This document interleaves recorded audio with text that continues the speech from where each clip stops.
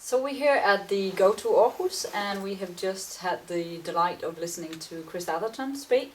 She has talked about how the human brain works and how that affects how we interact with software. And I'm wondering, do you have any concrete advice as to how developers could incorporate this knowledge into their daily work?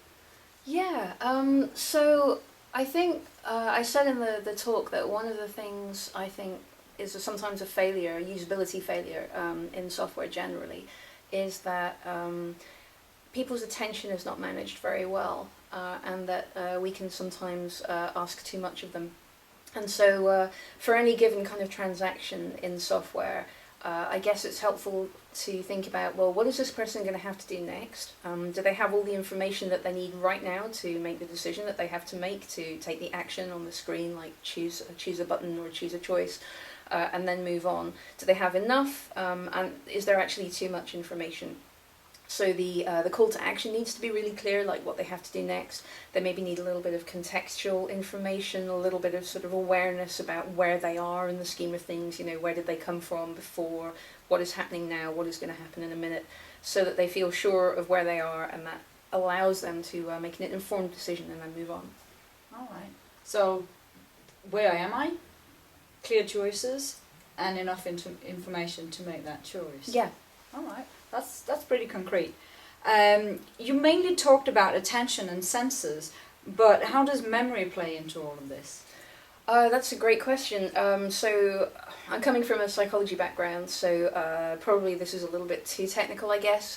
Psychologists would distinguish between attention and memory, which I guess they would think of as very, very separate things. Mm-hmm. Attention is really, what are you focusing on right now? It can get you to the point of actually focusing on a thing, like a movement could attract your attention, or some novel stimulus could attract your attention, and then now your attention is on that thing. And then you can maintain your attention on that thing, or you can choose to shift it to something else, or maybe something else will happen over here that involuntarily makes you shift your attention to that thing over there. So that's kind of attention, and that's really just the kind of the here and now of where you are putting your cognitive efforts. And then memory is something slightly different again. So memory is really this kind of bucket of things that you're constantly adding to all of the time. And short-term memory is this very leaky bucket.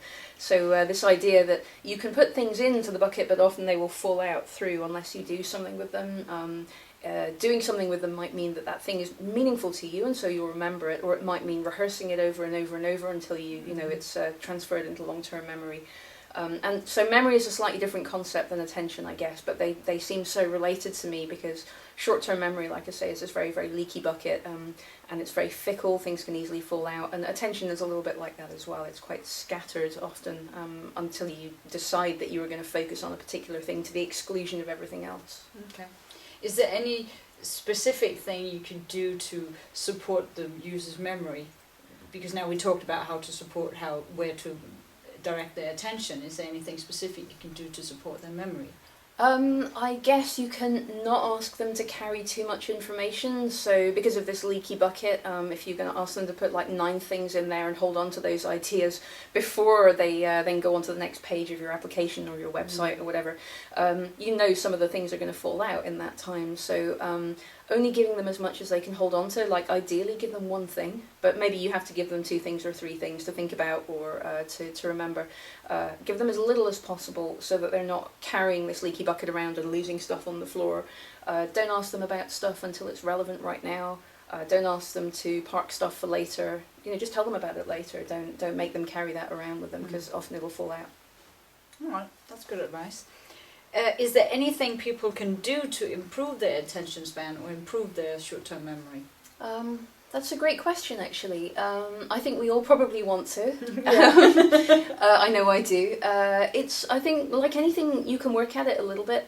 I think the limitations of short-term memory are pretty limited. Like, with the best will in the world, you're probably not going to manage to increase your short-term memory span to more than a few items ever, because I don't think have the architecture for that. At the point where you've put more things in your short-term memory, they're probably not in your short-term memory anymore. They're probably, held in longer-term memory, right? That makes So, sense. but you could get better at like maybe maxing out those few items. Like for me, 2 or 3 is enough, but I know people who can, kind of juggle 6, 7, 8, 9 items sometimes, even if they don't necessarily have a lot of meaning, which I respect deeply and would like to be able to do and should probably work harder at.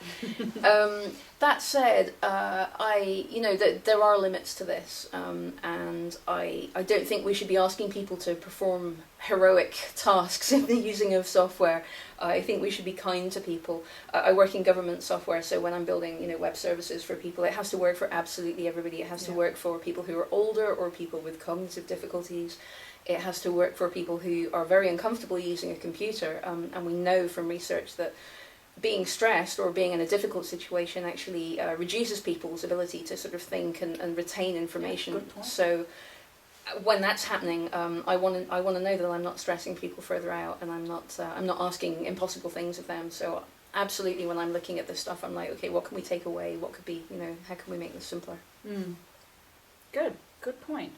Thank you very much for your time, and thank you for digging a little deeper, and thank you for a very nice talk. Thank you for having me.